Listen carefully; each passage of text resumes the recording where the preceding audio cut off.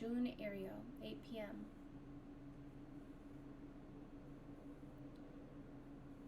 Sorry for keeping you out so late, Mio. I can't take my mind off the curse bearer who was never found. Oh, it's no problem for me. I usually work at night anyway. Did you see Yaku home safely? Yep, we sent her home in a patrol car earlier. Apparently she put up quite a fuss, saying she wanted to see things through to the end. Thank you. The Feast of Shadows was starting to take effect, so it would have been dangerous. Where is those last freaking birds? There's one. We're just missing this one. Budgie Mary. Aw, cute.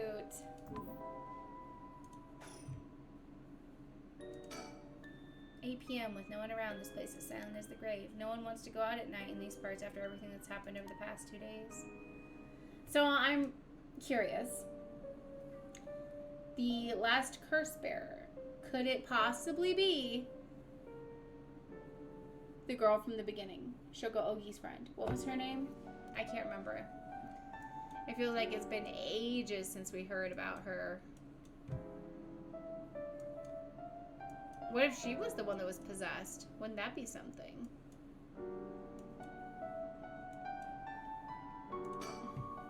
Oh. What's wrong? Next is Detective Erio. What?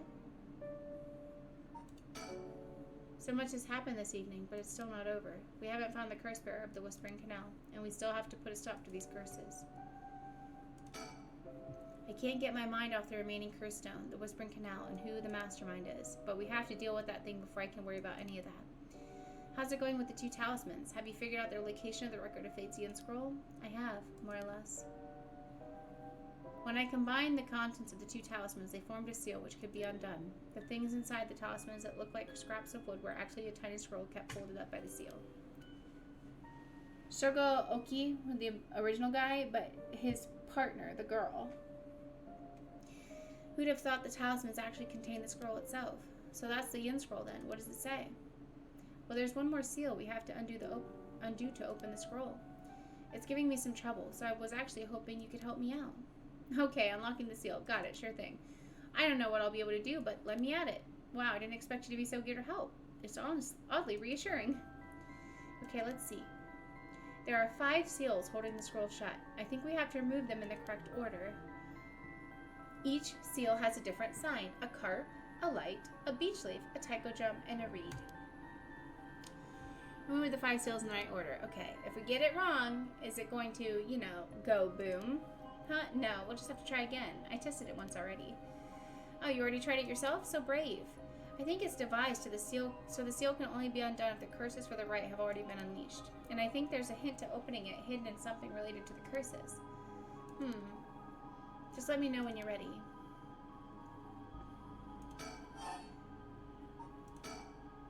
It won't explode or anything, so you might as well give it a try. I see. Okay. Save. Dude, I cannot believe that he's just fucking dead. The detective's just dead, and that's his story.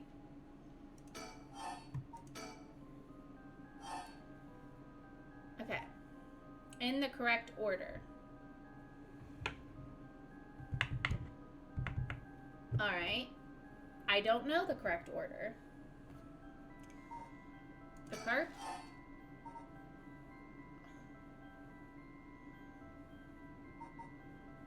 The reed.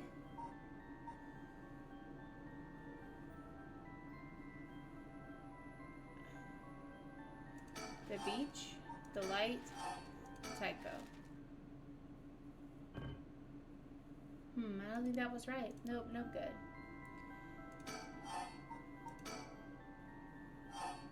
Okay. Alright.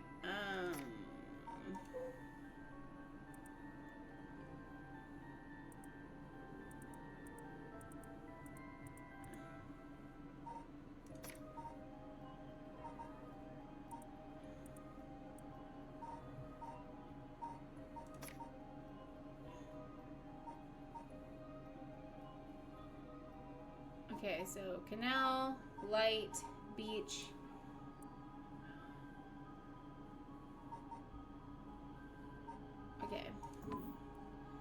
I'm gonna try it. Carp. And then, so the carp, the light, the beach.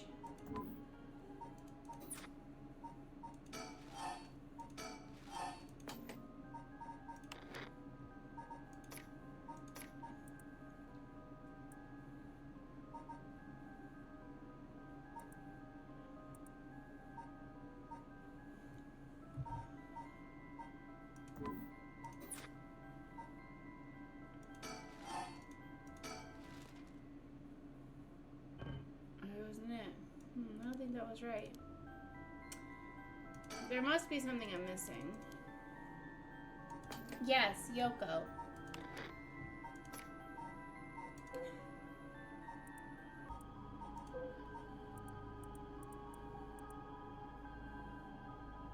So he's talking about his granddaughter.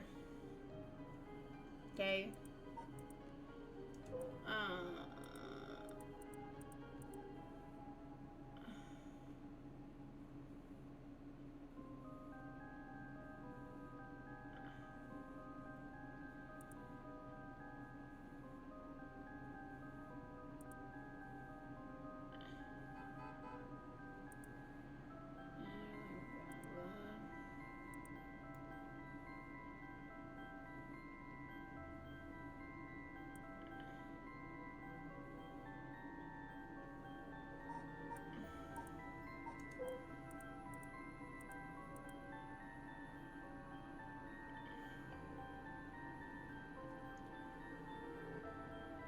Until her husband hanged himself.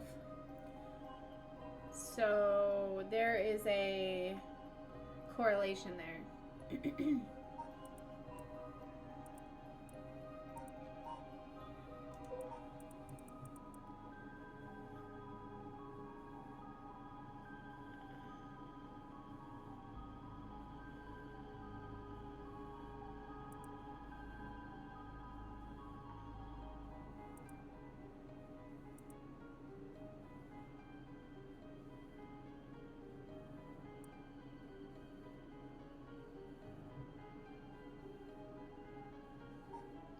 Interesting. Okay. So, I think this was the granddaughter. So, okay.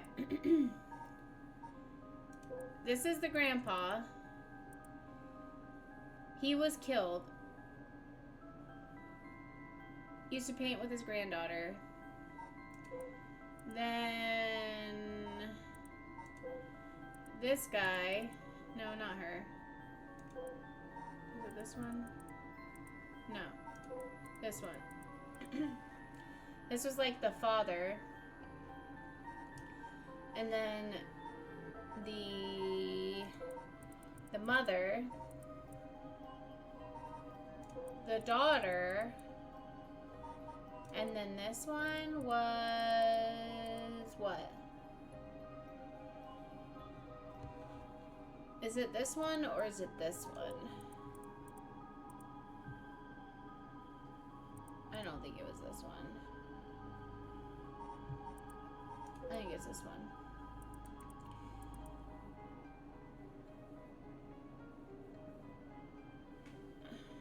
A vague silhouette is framed by silvery moonlight near the bridge. It is a man hunched over near death with regret carved on his face. Visions of the past flash through his mind. Memories of the young couple and their daughter, but he has lost everything. He had repaid the kindness shown to him with evil. The regret gnaws at him now. It is too late to undo it. His mind turns to the Onmyoji woman. It was all her doing. No, the blame laid with him in his inexperience. He had foolishly involved himself with the forbidden, inviting evil into his life. I should have left the right of resurrection well enough alone. The light of the man's life begins to fade as regret and anger wash over him in turns. If only I had accomplished it in the end. Alas, it's too late for that now. I am prepared for hell. Perhaps in another life I can fulfill my dreams. Even if this body perishes, I can atone for my sins. Okay. Alright. I think I'm ready. So, we've got the drum. The beach. The reed. The carp, the light. Yes, yes, yes. Wow, you got it right. It's open. Getting it in just 3 tries. That's great. Nice job. It was easier than I thought. I just looked at which event followed which. Now we can finally read what's written inside. Let's see.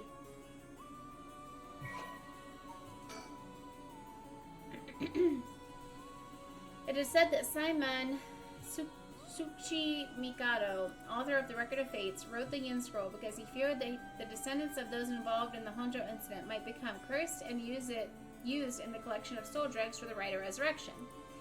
The existence of the Yin Scroll was indicated in a postscript added to the Record of Fates, but its whereabouts are currently unknown. It is believed to have been inherited by the descendants of Simon. The text has been preserved in the form of 2 talismans held by Hajime Yoshimi and Michio Shirayashi. It contains a full account of the Honjo incident, and the following is written in Simon's hand. I bequeath this scroll to future generations to be used in the event that calamity should arise from this grievous incident. Those who seek to forestall disaster must gather these 3 items in one place to cast my rite of cleansing and expel all rituals and curses in full. My soul, that is, my curse echo. My body, that is, a living continuation of my bloodline. My spirit, that is, my own consciousness. How the hell? During the Edo period, a chain of events that occurred around a certain resurrection spell became the basis for the 7 mysteries of Honjo. Do I want to read all this? Yes, I do. This is a story that takes place in the late Edo period. There was once a family that lived in a row house in Honjo. The family consisted of a Netsuki craftsman named Jinkichi and his wife Koma. These are the people that are those curse stones. So Jinkichi was the father, the wife was Koma, and their daughter was Toki. They enjoyed a poor but happy existence. One day they took in a man by the name of, who claimed to be a shomoji, the name is blacked out, who claimed to be a shomoji. He was on the run, having barely escaped with his life from something or another, and wound up in Honjo. The tough circumstances had left him sick and destitute. Jinkichi felt sorry for the man and decided to shelter him.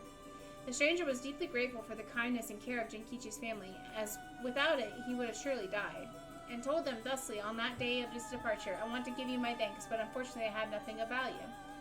He paused and asked, is there anyone you want to bring back to life? It turns out that the man's true name was Suchi, I have such a bad time with this name, Tsuchi Mikado, Simon, a descendant of the renowned Omoji. And he had been researching the fabled rite of resurrection. For his crime in unearthing this forbidden rite, he was chased out by his family. But he wrote down everything about the spell in a book he named the Record of Fates while on the run. Whoever sought to perform the rite would need to kill people and gather soul dregs. Simon had only researched the rite out of the spirit of inquiry, but thought himself willing to use the rite if it was for the sake of Jinkichi's family. However, Jinkichi shook his head. Sacrificing someone is unthinkable. We didn't help you because we wanted something in return. You owe us nothing, he said, declining the unbelievable offer. Simon bowed his head in gratitude countless times at those words and left their house. In the same area, there lived an ukiyo artist known as Old Man Kanzo. His art didn't sell much, but he often looked after Toki while Jinkichi and Koma were out working. Young Toki heard Simon's talk about the rite of resurrection, but being too young to comprehend it, regaled it to Old Man Kanzo as a story of fiction. Old Man Kanzo, inspired by the story and filled with renewed vigor, put his heart and soul into this next painting. The piece, centered around the theme of resurrection, became an instant hit in town. Jinkichi, being a shrewd businessman, saw an opportunity and jumped on the bandwagon by carving Netsuki connected to Old Man Kanzo's ukiyo-e. He made up stories about his Netsuki, telling the people that their blessings were connected to resurrection, and his business rapidly flourished. That man unknowingly left us a wonderful gift, thought Jinkichi and his family, but they were unaware of the tragedy that would soon unfold. Before long, word of Old Man Kanzo's wonderful ukiyo-e reached the ears of the local daimyo, and he was summoned to the Lord's residence. But what awaited him was not praise, but cruel torture at the hands of Ashino, a female omyoji who was in pursuit of Simon. It was her who pressured Simon into researching the rite of resurrection, which she secretly planned to use to preserve her beauty for all eternity. Ashino took advantage of the fact that the daimyo's heart was weak and frail following the loss of his family, and manipulated him into capturing Old Man Kanzo, the source of the recent rumors about resurrection. "Tell me where you heard about the rite of resurrection," Ashino demanded, as the brutal beatings continued. It was said that the eerie sound of the beatings rang out like the beating of a taiko drum night after night, reaching even the watchtower of the Suguru residence. In the end, Ashino's cruel torture secured her the information on Genkichi's family and the existence of the Record of Fates. The daimyo sent his chief retainer to bring in Genkichi, and the torture resumed afresh with the new captive. This time, she intended to obtain the whereabouts of Saiman and the location of the Record of Fates. Genkichi didn't know where Saiman went, but even if he did, he had no intention of telling stubbornly kept his mouth shut. The torture was pushed too far, and Genkichi was unintentionally killed before he spoke a word. The daimyo had Genkichi's corpse hang from a beech tree and declared that, unable to bear the guilt of the crime of deceiving the masses with false rumors of resurrection, Genkichi had committed suicide. This, too, was all a part of Ashino's plan to send a message to the common folk, especially the increasing number of those who sought out for the right themselves. News of what happened to Genkichi spread, and people lost interest in the rite, wondering if the stories of resurrection were all but a lie. But rumors that the daimyo's word was perhaps not all that truthful spread quickly when a dancer claimed to have witnessed the chief retainer's cold-blooded handiwork firsthand, and Honjo fell into unrest once more. The chief retainer arrested the girl and proposed a deal to put a stop to the rumors. The girl was about to say she just wanted attention and retract her story by saying she was entirely made up. In exchange, she would be given a most wondrous stage to perform on. But when the day came, she was suffocated by the mask prepared for the performance. Unbeknownst to her, the mask had been covered in glue as part of the plan to kill and silence her. Coleman never believed for a moment that her husband, Genkichi, had committed suicide. She was certain someone was behind his death, and asked around persistently for the names, addresses, and any other information she could find on people with the connections to the daimyo. The chief and retainer would not allow things to escalate any further, and had Tomezo, a ronin who once served as a spy, go after her. However, she turned the table on him, shouting, "It was you who killed my husband, wasn't it?"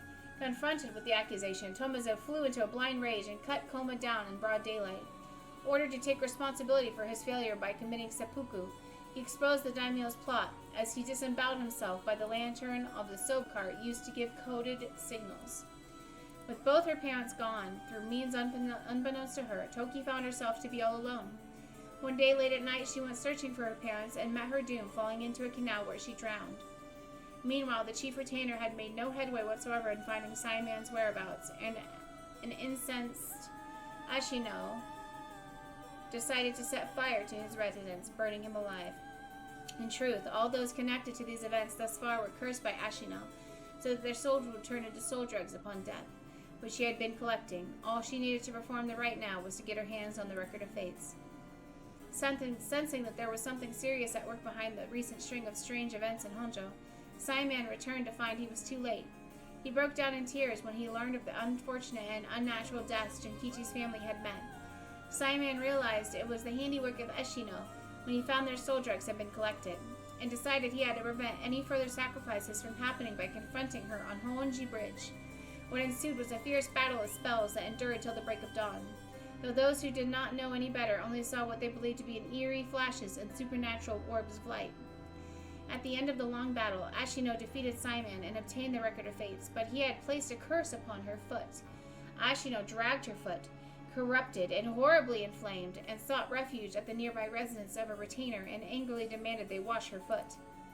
Ashino died then and there, filled with agony and her foot cursed and rotten.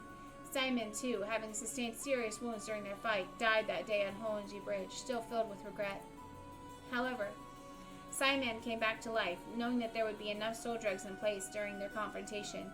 He had prepared a spell that would activate the rite of resurrection upon his passing. Feeling that his curiosity was responsible for the terrible tragedy that had unfolded, he was left with a keen understanding of why the rite of resurrection was forbidden, and became determined to seal it away. Indeed, the reason he resurrected himself was for that very purpose.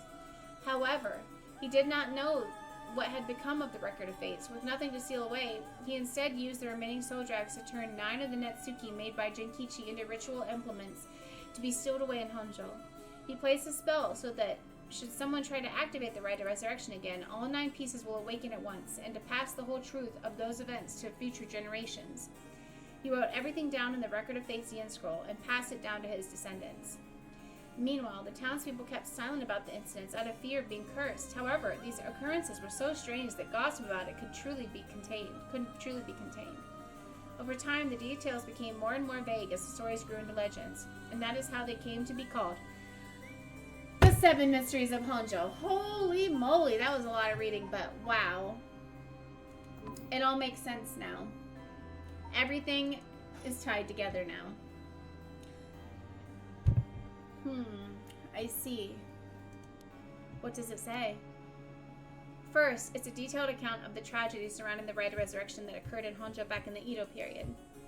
The whole story of what we call the Honjo incident is laid out clearly.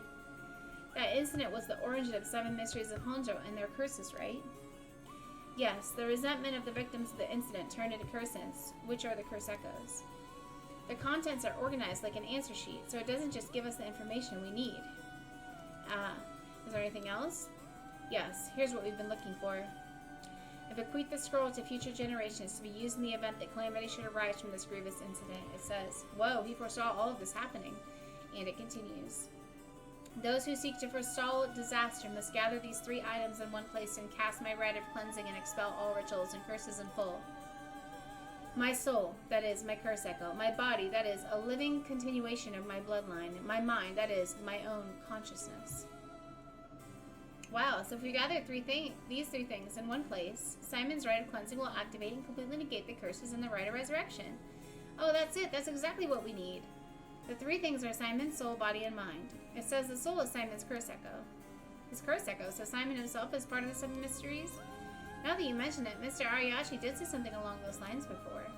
There's another hint written here. My curse echo holds my curse. My curse brings ruin to curse bearers.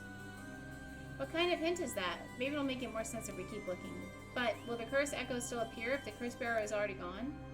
Next, the body is the descendants of Simon's, it seems. Wasn't Yoshimi a relative of Simon? He and Michio Shirayashi, who had the other talisman. Both of them had already passed by the time this iteration of the curse was unleashed. Damn, that's true. What are we gonna do? His bloodline was so split up, there had to be others. Oh, there's another note here too. Where? Is there another hint? As for the body, seek not only one who bears my blood, but one with strong spirit sense. Such an individual will be able, if a spirit attempts to possess him, to instead take control of the spirit themselves. So it says. Do we know of anyone like that? I can't think of anyone. Let's move on for now. Next is the mind. What's the difference between the mind and the soul? In paranormal theory, it's said that humans are made up of soul, body, and mind. The mind is essentially thought to be part of the spirit that makes up one's consciousness or oneself. It's like driving. The body is the car, the soul is the control system, and the mind is the driver. I see. I think that makes sense. So, is there a hint for finding this one too? Well, let's see. There's this. Should the rite of resurrection be activated elsewhere, so too shall my mind be awakened there. Simon tried to steal away the rite of resurrection, but before he could, Ashino stole the record of fates. So in countermeasure to the rite being activated, he made it so that his mind would be released from the seal. Okay, but what does that exactly mean? What it means is, Simon's mind awoke the night the rite was activated, and must be possessing someone out there right now. What? So we have to get that person together with everything else. Alright, so we have to find the curse echo, the descendant, and the person possessed by Simon. Then we just get them together in one place and we'll be good to go. Right, but there's one more thing. The second and third ones could both be the same person. Oh. But who could that be? If it's like how Michio lost her memories when she was possessing Yako. Simon's consciousness might not be aware of who it really is. So if he learned the truth, would he start to act of his own accord? Oh, then that person could already be... Oh, hold on a second. Someone's coming this way. Huh? Excuse me. Could I interrupt for just a moment? Yoko! That bitch! Who might you be? Would you buy this empty can of juice I just finished drinking for 10,000 yen? Huh? I even throw these bones from some fried chicken. You can't beat a deal like this. I don't really want them. Don't say that. Come on, they're delicious. Actually, I thought I might just have a picnic right here. Won't you join me? Sorry, I don't understand. What should we do? Well, it's not like we need this exact spot, and we can't do anything with other people around. Let's just move somewhere else. I'm sorry, we're in the middle of something, so we'll just be on our way.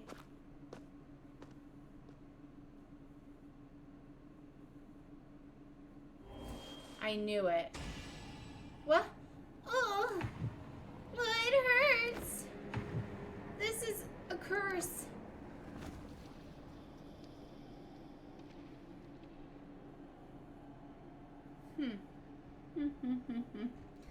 Oh, Yoko.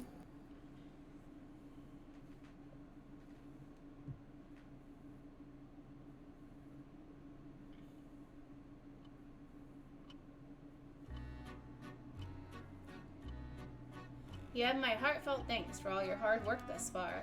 This brings the story... No! No! This brings the story of the 7 mysteries of Honjo to a close. And who could have foreseen such a conclusion? Unfortunately, it seems the so-called mastermind was one step ahead of you. She remains hidden, leaving behind no evidence. Perhaps there is truly no way to stop her. However, should you find that this conclusion is not to your liking, by all means, please pursue a different path. You have done it once before, so I'm sure you already know how. With that, I shall be taking my leave. I have been your humble storyteller. Good night.